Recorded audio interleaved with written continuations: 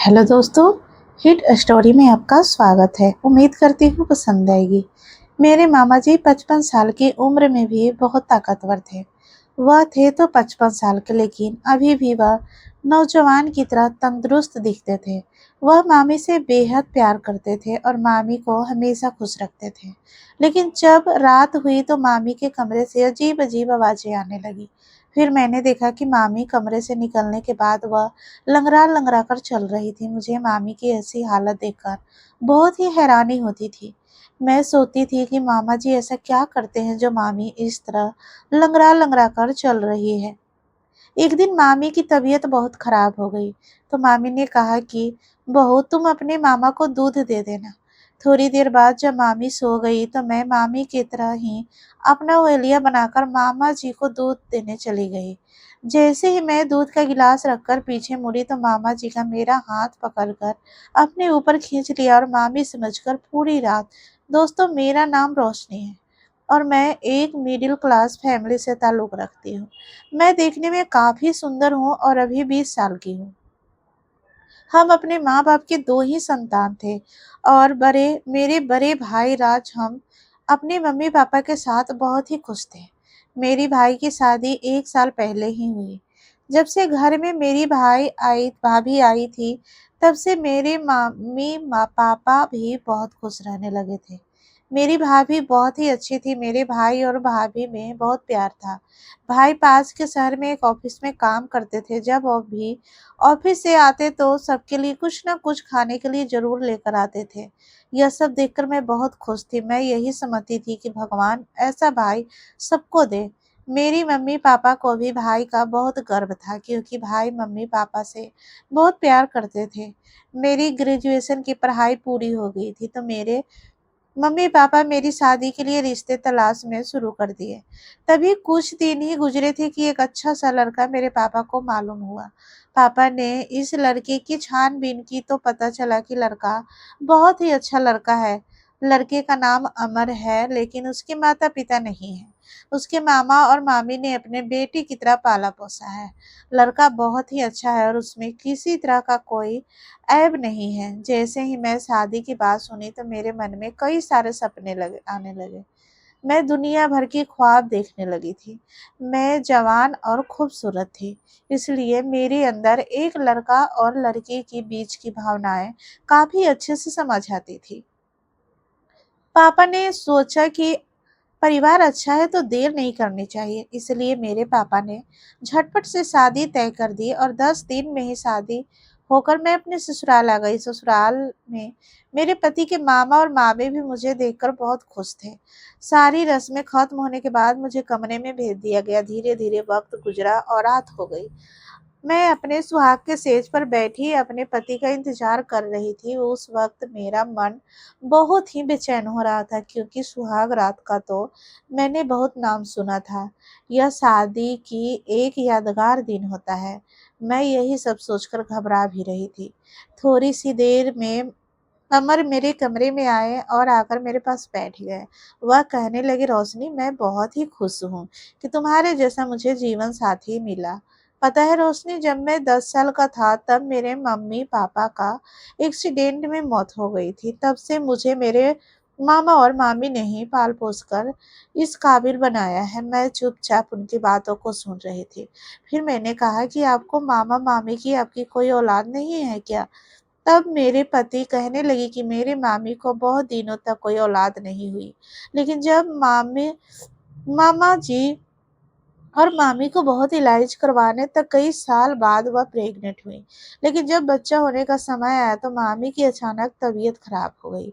मामा फौरन मामी को डॉक्टर के पास लेकर गए तो मामी को देखने के बाद डॉक्टर ने कहा कि दोनों में से किसी एक को ही बचाया जा सकता है। उस वक्त मामा को कुछ समझ नहीं आया तो उन्होंने कह दिया कि मामी को किसी तरह बचा लो। उस वक्त मामी की जान तो बच गई, लेकिन डॉक्टर ने यह कह दिया कि अब वह कभी मां नहीं बन सकती। इस हादसे इस सदमे से मेरे मामा और मामी काफ़ी दिनों तक इस सदमे से निकल नहीं पाए। इसी उसी के कुछ दिनों बाद मेरी मम्मी और पापा की एक एक्सीडेंट पे मौत हो गई। तब मेरे मामा मामी मुझे अपने घर से ले आए। तब से वह मुझे अपने बेटे की तरह प्यार करते हैं। मैं जितना भी कर लूँ, लेकिन मैं अपने मामा मामी का एहसान कभी नहीं भूल सकता। इतना कहते कहते मेरे पति अमीर की आंखों में आंसू आ गए। फिर मैंने कहा कि आप इतना परेशान मत होइए, मैं भी उनका बहुत ही अच्छे से ख्याल रखूंगी। उस वक्त उनके इस बातों से ज्यादा मुझे अपने जज्बात का ख्याल आ रहा था। मैंने अपने पति का हाथ पकड़ा और फिर कहा कि अब इन्हीं सब बातों में रात गुजारनी है क्या? आज हमारी शादी की पहली रात है। इतना कहते ही उन्होंने मुझे अपनी बाहों में भर लिया और फिर मैं भी तो इसी पल का इंतजार कर रही थी। जैसे थोड़ी देर हुई कि अमर थक कर मुझसे दूर हो गए। वो 5 मिनट भी ठीक से नहीं टिक पाए। यह सब देखकर मैं अंदर ही अंदर जलने लगी। मैं कितने सपने देखे थे और कितने अरमान सजाए हुए थे, लेकिन मेरे उन सब सपनों और अरमानों पर पानी फिर गया था। अमर मुझे वह संतुष्टि नहीं दे पाए जो एक पत्नी को अपने पत्नी से चाहिए होती है। अमर फौरन ही गहरी नींद में चले गए, लेकिन मैं एक प्यासी मछली की तरह बिस्तर पर करवटें बदल रही थी। इसी कश्मकश में कब सुबह हो गई पता ही नहीं चला। मैं सुबह की ही उठकर फ्रेश होने के लिए चली गई। जब वापस आई तो मामा की सहन में सी कसरत कर रहे थे। यह देखकर मैं हैरान थी कि मामा जी 55 साल के होने के बावजूद एक जवान मर्द की तरह लग रहे थे। फिर मैं किचन में चली गई और चाय बनाने लगी। थोड़ी ही देर में चाय बनाकर मामा को देने चली गई। मामा जी ने कहने लगे, अरे बहू, तुम्हारी मामी कहाँ है? वह कहीं नजर नहीं आ रही है। मैंने कहा, जी वह अंदर ही है और कुछ काम कर रही हैं।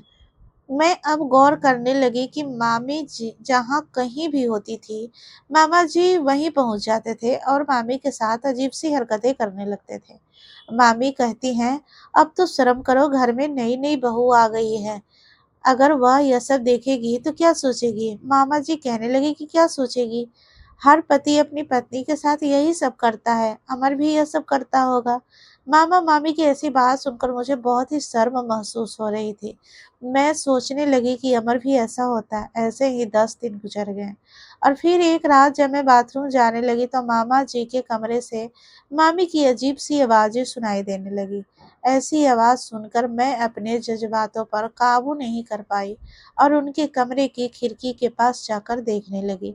तभी हल्की सी रोशनी में मैं ऐसा कुछ देखी जिसने मुझे अपने जज्बात पर काबू कर पाना मुश्किल होने लगा था। मैं किसी तरह वहां से अपने जज्बात पर काबू पाते हुए अपने कमरे में चली गई और मैं भी अमर को उकसाने लगी, लेकिन वह इतना गहरी नींद में था कि उससे कुछ फर्क नहीं पड़ा। किसी तरह मैं बिस्तर पर करवट बदलते बदलते सो गई। जब सुबह हुई तो मेरे पति अपनी ड्यूटी के लिए जाने के लिए तैयार होने लगे। उनकी छुट्टियां अब खत्म हो गई थी। दरअसल मेरे पति अमर शहर में रहकर अपनी नौकरी करते थे, तो घर महीनों की आखिरी में ही आते थे। मैं किचन में जाकर उनके लिए नाश्ता बनाई और थोड़ी देर के बाद वे नाश्ता करके अपने काम पर चले गए। मैं यूं ही अपना उदास सा चेहरा लेकर अपने कमरे में चली गई, लेकिन मुझे रात वाला वह मंजर मेरे दिमाग में घूमने लगा था। मैं यह सोचने लगी कि मामी कितनी खुशकिस्मत वाली है जो अभी तक मामी जी का कदर प्यार करते हैं। मेरा एक पति है जिसके प्यार के लिए मुझे तरफ तरसना पड़ता है। वह मुझे कभी भी संतुष्ट नहीं कर पाता, पता नहीं क्यों। अब तो ऐसे ही दिन कट रहे थे। मामी जब भी सुबह उठती तो उनके मुंह से बस यही निकलता कि अब यह मेरी जान छोड़ोगे। तो मैं इससे तंग आ गई हूँ। पूरा दिन खेत में काम करता है, फिर भी रात को मुझे नहीं छोड़ता। पता नहीं कब यह थकते भी है या नहीं। वह हमेशा ही अपनी कमर को पकड़ कर रखती कि यह कमर का दर्द कब ठीक होगा। मामी की ऐसी बातें सुनकर मैं भी हैरान रह जाती कि आखिर मामा जी ऐसा क्या करते हैं जो मामी ऐसी बातें करती रहती है। अगली रात फिर से मामी के कमरे से वही आवाज आने लगी। फिर मैं अपने आप पर काबू नहीं कर पाई और खिड़की के पास जाकर उनके कमरे में झांक कर देखने लगी। फिर से वही मंजर मेरी आंखों के सामने था, जिससे देखकर ही मैं बेकाबू होने लगी थी। फिर मैं अपने कदम पीछे कर लिए और अपने कमरे में वापस आ गई। कमरे में आकर मैं यह सोचने लगी कि कहीं यह बात मामा जी को पता चल गई। हो सकता है कि उनका उनको बहुत बुरा लगेगा, यही सोचकर मैं कई दिनों तक वह सब देखना बंद कर दिया था। एक दिन मामी की तबीयत बहुत ही खराब थी। वह अपना सर पकड़कर यही कहे जा रही थी कि मेरी तबीयत खराब है, लेकिन इन्हें इन सब से कोई मतलब नहीं है। उसे तो बस अपनी खुशी पूरी करनी है। रात को मामी ने मुझसे कहा कि बहू, आज मेरा तबीयत ठीक नहीं है, इसलिए मैं कमरे में नहीं जाऊंगी। तुम्हारे मामा को इलायची वाला दूध पीने की आदत है, आज तुम ही ले जाना। इतना सुना था कि वह वाला मंजर मेरी आंखों के सामने घूमने लगा था। मामी दूसरे कमरे में जाकर सो गई और मैं दूध का गिलास लेकर मामा जी के कमरे में जाने लगी। उस वक्त मामा जी के कमरे में हल्की सी रोशनी वाली लाइट जल रही थी। जब मैं दरवाजे पर पहुंची तो मेरे मन में कई तरह के ख्याल आने लगे। मैं अपना दुपट्टा सर पर रखा, घूंघट की आड़ गिरा लिया, क्योंकि मामी भी ऐसे ही घूंघट डाले रहती थी। उस वक्त मैं बिल्कुल ही मामी की तरह अपना हुलिया बना लिया था और कमरे के अंदर चली गई। अंदर का नजारा बड़ा ही खौफनाक था। मैं दूध का गिलास रखकर जैसे ही वापस आने लगी तो मामा जी ने मेरा हाथ पकड़ लिया और अपने ऊपर खींच लिया। मैं झट से अपना मुंह ढक ली ताकि उन्हें नजर ना आए कि मैं हूँ। फिर वह मेरे साथ वैसे हरकतें करने लगे जैसे मामी के साथ किया करते थे। फिर मैं भी अपने जज्बातों पर काबू न कर सकी और वह सब होने लगा। फिर जब थक हार कर सो गए तो मैं उठकर अपने कमरे में चली गई। मैं आज बहुत खुश थी और यही सोच रही थी कि मामी की हालत ऐसा क्यों रहती है। इसका अंदाजा मुझे आज लग चुका था। मैं अपने बिस्तर पर लेट गई और कब मैं गहरी नींद में आगोश में चली गई, मुझे पता ही नहीं चला। जब सुबह मेरी आंख खुली तो मैं बहुत ही अच्छा महसूस कर रही थी। रात वाली खुशी का तो मुझे ठिकाना ही नहीं था। मैं फ्रेश होने के लिए चली गई। थोड़ी देर में मैं जब बाहर आई तो मैंने देखा कि मामी को अभी भी तेज बुखार है। उनके माथे पर कपड़े भिगोकर पोंछ कर रखने लगी। मामी जी भी वहां पर आ गए। वह पूछने लगे कि बहू, अब मामी की तबीयत कैसी है। मैंने कहा, सब कुछ ठीक है, बुखार भी थोड़ा कम हो गया है। उस वक्त मैंने महसूस किया कि मामा जी मुझे गौर से देखते जा रहे थे। इससे पहले तो वह कभी इस तरह नहीं देखते थे। मैं सोचने लगी, कहीं रात वाली बात उनको पता तो नहीं चल गई कि मामी की जगह मैं थी। यह सब सोचकर मैं एकदम से घबरा गई। मुझे लगा कि कहीं यह बात मामा जी को पता चल गई तो पता नहीं मेरे बारे में क्या सोचेंगे। जब रात हुई तो फिर से मामी जी कहने लगी कि बहू, जब तक मेरी तबीयत पूरी तरह ठीक नहीं हो जाती तब तक मैं तुम्हारे मामा के पास नहीं जाऊंगी, नहीं तो मेरी तबीयत और ज्यादा खराब हो जाएगी। इसलिए तुम मामा को दूध देना, नहीं तो उनके लिए भी मुझे ढूंढने हुए यहाँ तक आ जाएंगे। मामी की यह बात सुनकर तो जैसे मैं पूरी तरह खुश हो गई थी। मैं सोचने लगी, क्यों ना आज फिर से वह मजा लिया जाए। देर रात तक जब मामी सो गई तो मैं दूध लेकर मामा जी के कमरे में चली गई। मैं जैसे ही दूध का गिलास रखकर पीछे मुड़ी तो मामा जी ने मेरा हाथ पकड़ लिया और कहने लगे कि क्या हुआ बहू, ऐसे ही क्यों जा रही हो। मामा जी के मुंह से ऐसी बात सुनकर मैं तो एकदम से घबरा गई। मुझे लगा शायद मेरे साथ अब कोई अनहोनी होने वाली है। लेकिन मामा जी कहने लगे कि मुझे पता है कि कल रात को भी मामी की जगह तुम ही थी। फिर मैंने मामा जी से कहा कि हाँ, अगर आपको मालूम था तो फिर मुझे कुछ कहा क्यों नहीं। मामी जी ने कहने लगे कि बहू, मुझे पता है कि अमर से तुम खुश नहीं हो। तुम भले ही यह बात मुझे मत बताओ, लेकिन मैं तुम्हारी तकलीफ को अच्छी तरह समझ सकता हूँ। देखो बहू, तुम इन सब की चिंता बिल्कुल भी मत करो। अगर तुम्हारा यही हाल रहेगा तब तुम माँ कैसे बनोगी। मामा जी की ऐसी बातें सुनकर मैं भी बेफिक्र हो गई थी। लेकिन थोड़ा बहुत डर मेरे मन में था कि कहीं यह बात अमर को और मामी को पता चल गई तो मेरा क्या हाल होगा। उस वक्त मैंने सब कुछ बातों को अलग कर दिया और मामा जी के साथ अपनी खुशियां बांटने लगी। उस रात भी जब मामा जी सो गए तो मैं अपने कमरे में आ गई। अब तो यह रोज होने लगा था। मैं भी काफी खुश होने लगी थी। मामी जी भी जैसे हर रात को मेरा इंतजार करने में रहने लगे थे। इसी तरह से कई दिन गुजर गए और फिर एक दिन अचानक मेरे पति अमर घर आ गए। उस दिन मैं बहुत ज़्यादा खुश थी। जब रात हुई तो सभी खाना खाने के बाद अपने-अपने कमरे में चले गए। मैं और मेरे पति भी अपने कमरे में चले गए।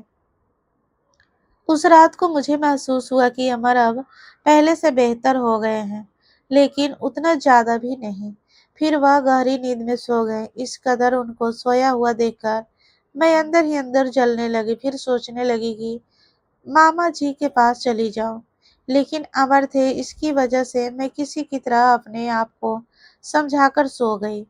बहुत सुबह हुई तो अमर बोले कि मैं 3 दिन के लिए शहर जा रहा हूँ। जब 3 दिन बाद मैं वापस आऊँगा। यह बात सुनकर तो मैं बहुत खुश थी और फिर से रात को वह मंजर के बारे में सोचने लगी। उस दिन बहुत ही मुश्किल से रात हुई। जब मामी सो गई तो मैं मामा जी के कमरे में चली गई। उस रात को मैंने देखा कि मामा जी बड़ी बेसब्री से मेरा इंतजार कर रहे थे। फिर मेरे जाते ही वह शुरू हो गए। उस रात भी मैं पूरी तरह संतुष्ट थी और खुश भी बहुत ज़्यादा थी। अगले दिन जब मैं घर के कामों में व्यस्त थी, तब अचानक मेरे पति अमर घर आ गए। यह देखकर तो मैं एकदम से घबरा गई। मैं उनसे पूछने लगी, क्या बात है जनाब, बहुत जल्दी वापस आ गए? अमर कहने लगे कि रोशनी, अब मैं अपनी ड्यूटी घर से ही किया करूँगा, क्योंकि अब और जल्दी मैं तुम्हें तकलीफ नहीं देना चाहता। उनके मुँह से इस तरह की बातें सुनकर तो मैं सच में आ गई कि आखिर यह आज ऐसी बातें क्यों कर रहे हैं। फिर अमर कहने लगे कि पता है रोशनी, तुम जैसी पत्नी बहुत किस्मत वालों को मिलती है। मैं तो बहुत खुशकिस्मत वाला हूँ कि मुझे तुम जैसी पत्नी मिली है, क्योंकि अगर किसी औरत को अपने पति से संतुष्टि नहीं मिलती है, तो वह दूसरे आदमी की तलाश में रहने लगती है। लेकिन तुमने ऐसा नहीं किया, तुमने मेरे विश्वास को बनाए रखा। यह मेरे लिए बहुत गर्व की बात है। अमर की ऐसी बात सुनकर मैं अपने आप को मन ही मन में कोसने लगी। मैं सोचने लगी कि मेरे पति मुझ पर कितना भरोसा करते हैं और मैं उनके पीछे क्या कर रही थी। इतने अच्छे पति को मैंने धोखा दिया है। उस वक्त मुझे अपने आप पर नफरत होने लगी थी और अब मैं अंदर ही अंदर घुटन महसूस करने लगी थी। मेरे पति कहने लगे कि पता है रोशनी, मुझे एक गुप्त रोग था जिसका इलाज मैं शहर में ही रहकर कब से करवा रहा था। इसी रोग की वजह से मैं अभी शादी भी नहीं करना चाहता था, लेकिन मामी की जिद से आगे तुझे मुझसे शादी करनी पड़ी। वैसे अब कोई परेशानी की बात नहीं है। अब मैं बिल्कुल ठीक हो गया हूँ। जब रात हुई तो मेरे पति से मुझे वह खुशी मिली जो शादी के बाद कभी नहीं मिली थी। आज मैं बहुत खुश थी। अगली सुबह जब मामा जी की नज़र मेरे ऊपर पड़ी तो मैं उनसे नज़रें चुराने लगी। मुझे उस वक़्त अपनी गलती का एहसास हो चुका था कि मैं एक गलत राह पर चल पड़ी थी, लेकिन अब अपने को धोखा नहीं दे सकती थी। उस दिन के बाद से मामी जी के कमरे में जाना छोड़ दिया था और अपने पति के साथ बहुत ही खुश रहने लगी थी। मामा जी समझ चुके थे कि अब वह पछतावे की आग में जल रही है और कहीं न कहीं उनको भी अपनी गलती का एहसास होने लगा था। उस दिन के बाद मामा जी भी मेरे ऊपर गलत निगाह करना बंद कर दी थी। वह भी एक अच्छे इंसान की तरह ही रहने लगे। दोस्तों, जब किसी महिला या पुरुष को अपने पति या पत्नी से संतुष्टि नहीं मिल पाती, तब वह गलत राह पर निकल पड़ता है। लेकिन मैं अपने आप से आपसे इतना ही कहना चाहूँगी कि आप पहले इस बात का तसल्ली करें कि उनके साथ प्रॉब्लम क्या है। अगर आप इस मसले का हल नहीं निकालोगे तो आपको गलत राह पर चलने की ज़रूरत नहीं पड़ेगी, क्योंकि इस रास्ते पर कोई सिर्फ़ कुछ पल के लिए संतुष्टि मिलेगी, लेकिन पछतावा पूरा जीवन पड़ेगा। तो दोस्तों, यह कहानी आपको कैसी लगी? कमेंट में ज़रूर बताएँ। कहानी अच्छी लगी हो तो लाइक, सब्सक्राइब करना मत भूलें। धन्यवाद।